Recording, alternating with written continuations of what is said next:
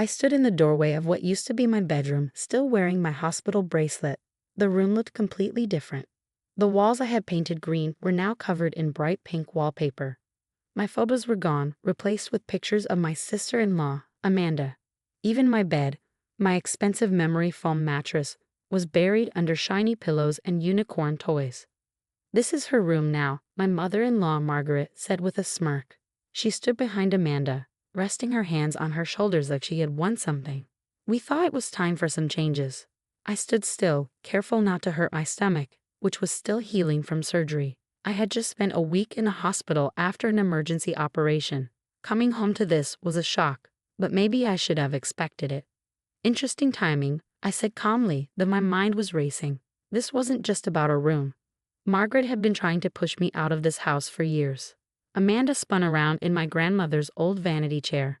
"Mom thought this would be perfect for me while I look for a job in the city," she said sweetly. "It's so much better than that tiny guest room." I saw Margaret watching my reaction in the mirror. She had never liked me. In her eyes, I wasn't good enough for her son, Michael. I didn't come from a wealthy family, and no matter how hard I worked, she never respected me. "And where are my things?" I asked, already guessing the answer. "Oh, we put them in the basement," Margaret said. "Most of it was old anyway. Amanda needs space." I nodded, trying to stay calm. "And Michael? What does he think about this?" Amanda hesitated, but Margaret spoke quickly. "Michael understands that family helps each other. Amanda is going through a tough time." Right? By tough time, she meant Amanda had cheated on her fiancé and got kicked out of her apartment. But Margaret always defended her daughter. I stepped further into the room, feeling the stitches in my stomach pulse slightly. "Well, this is unexpected," I said. "But timing is everything." Margaret's eyes narrowed. "What do you mean?" I smiled, but not kindly. "Nothing. Just something to think about." I turned to leave, then stopped. "Oh, Amanda, be careful with that vanity. The left drawer sticks sometimes." As I walked downstairs, I heard them whispering behind me. They thought they had won, that I would give up. But they had no idea what was coming. I sat down in my home office, the one room they hadn't touched. My laptop was right where I had left it. Good. This room held all the important documents, and I had been preparing for something like this for months. I opened my email. 3 days, that's all I needed. I had set this plan in motion long ago, after Margaret's last attempt to control my life. My phone buzzed. It was a message from Michael. "Just heard from Mom. Hope you're okay with the room situation. Amanda really needs our support right now." I stared at the message, feeling a mix of disappointment and determination. Michael always tried to please everyone. But this time he had made the wrong choice. "It's fine," I texted back. "Everything is exactly where it needs to be." I pulled out a folder from my safe, running my fingers over the important papers inside. The house deed, insurance documents, and the one paper that would change everything. 3 days, I whispered to myself. Just 3 days. Upstairs, Amanda laughed loudly as she rearranged more furniture. Let them enjoy this moment. In 3 days, they would realize they had made a huge mistake. The next morning, I woke up on a couch in the living room. Loud music blasted from upstairs. Amanda's music. My stomach hurt as I sat up. A painful reminder that I was supposed to be resting. Instead, I was stuck here while Amanda took over my bedroom. Margaret walked in, dressed in her fancy clothes. "Oh good, you're awake. Amanda needs to use the shower, so you'll have to wait." I checked my phone. 7:15 a.m. 2 days and 16 hours left. "Actually," I said, standing up slowly, "I have an appointment this morning." Margaret frowned. "An appointment? Shouldn't you be resting?" "It's just a quick meeting with my lawyer, nothing too tiring." I kept my voice light. Margaret's face changed for a second. Was that fear? But she quickly covered it up. "Lawyer? What lawyer?" "Oh, just updating some documents after my hospital stay.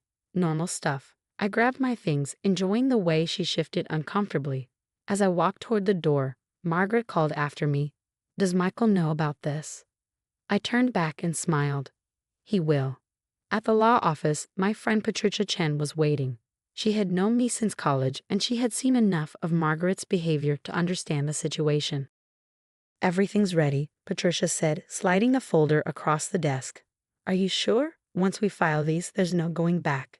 I looked through the papers. They took over my bedroom while I was in the hospital, Patty. If I don't stop them now, they won't stop until I'm completely pushed out. And Michael, still refusing to stand up to them. I sighed. He thinks if he ignores the problem, it'll go away. But this time he's wrong. Patricia nodded. All right, I'll file these today. They'll get the notification in about 48 hours. Perfect. When I got home, Amanda was on my couch, surrounded by expensive shopping bags. She didn't even look up from her phone. Mom said you went to see a lawyer, she said, pretending not to care but clearly curious. Just routine paperwork, I said, heading to my office. I had to check if phase 2 was ready. You know, Amanda called after me. Mom thinks you're planning something, but it won't work. This is our house now. I stop at my office door. Our house. Yeah, she said smugly. Mom says Michael is the only one with a real career, so technically everything belongs to him. And we're his real family.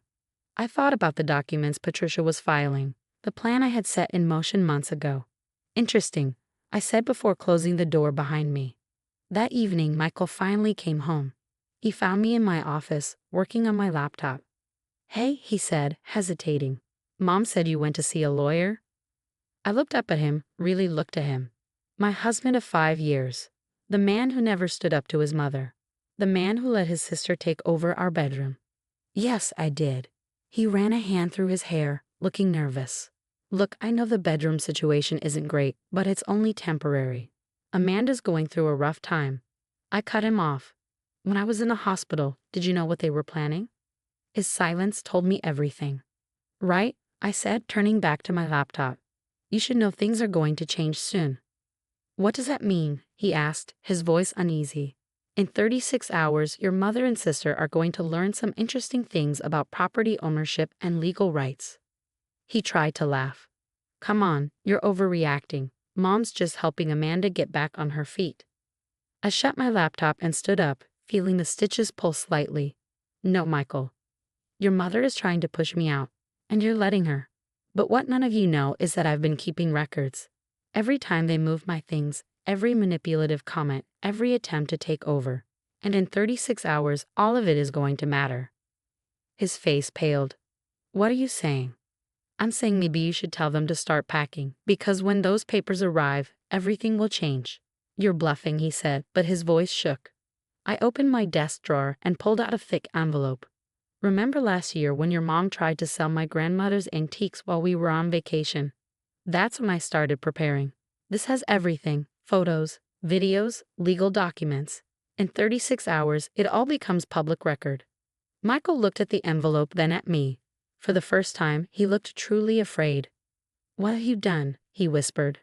I sat back down, calm and in control. I protected myself, since you wouldn't. The letter arrived exactly when Patricia said it would. I was in my office when I heard Margaret's loud, angry voice. What is this? What have you done? I walked into the living room. Margaret stood there, shaking, holding the papers. Amanda was nearby, looking pale. Michael sat on the couch, his head in his hands. Oh good, I said calmly. You got the notice. Margaret's hands trembled. This says that I own this house? I finished for her. Yes, it does. Amanda gasped. That's impossible. This is Michael's house. I shook my head. No, it's not. Last year, when Margaret tried to sell my grandmother's antiques, I realized I needed to protect myself. So I bought Michael's share of the house. He signed the papers himself. Michael lifted his head, his face pale. The refinancing documents, the ones you said were just updating our mortgage. Exactly, I said. You signed over your part of the house to me. It's all legal. Even your mother signed as a witness. Margaret's face turned white. I never signed. Check page 3, I said. See? Right under witness. Remember when you rushed to sign those HOA papers I brought home? You should have read them more carefully. They all went silent. It finally hit them. I had outsmarted them. I crossed my arms.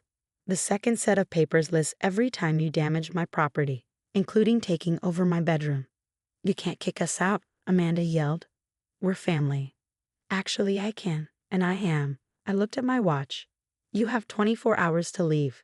Anything left behind will be thrown out. Margaret turned to Michael. Are you just going to let her do this to us? Michael sat still, finally understanding everything. You planned this, he said softly. No, I corrected him. I prepared. That's different. I hoped I wouldn't have to do this, but when your mother and sister took over our bedroom while I was in the hospital, they crossed the line. Margaret scoffed.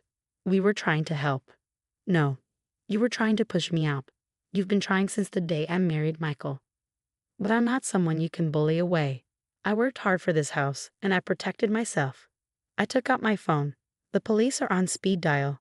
You can leave now, or they can remove you in 24 hours. Your choice. Amanda burst into tears and ran upstairs. Margaret stood frozen, still gripping the papers. This isn't over, she hissed. It is, I said. And if you ever step onto my property again without permission, I'll press charges. I have years of proof. After they left, Michael and I sat in silence. I'll pack my things too, he finally said. Probably best, I replied. The divorce papers are in that pile. Patricia will contact your lawyer. He looked at me, half admiring, half regretful. You really planned for everything. I had to. I said you weren't going to protect me, so I protected myself. That night, I lay in my own bed, finally at peace. The awful pink wallpaper was already peeling, revealing my sage green paint underneath. Tomorrow, I'd start fixing everything. My phone buzzed. A text from Patricia. Papers filed. You're officially free. I smiled. Margaret and Amanda had thought they could take everything from me, but their biggest mistake, underestimating me. The next morning, sunlight filled my room. The house was quiet. I opened a stuck drawer on my vanity, the one they had complained about. Inside were the property documents that had sealed their fate. The best revenge isn't getting even. It's being smart, protecting yourself, and knowing when to walk away. As I pulled down the ugly wallpaper, I smiled. They had celebrated too soon, but I would celebrate the right way, by rebuilding my life exactly how I wanted.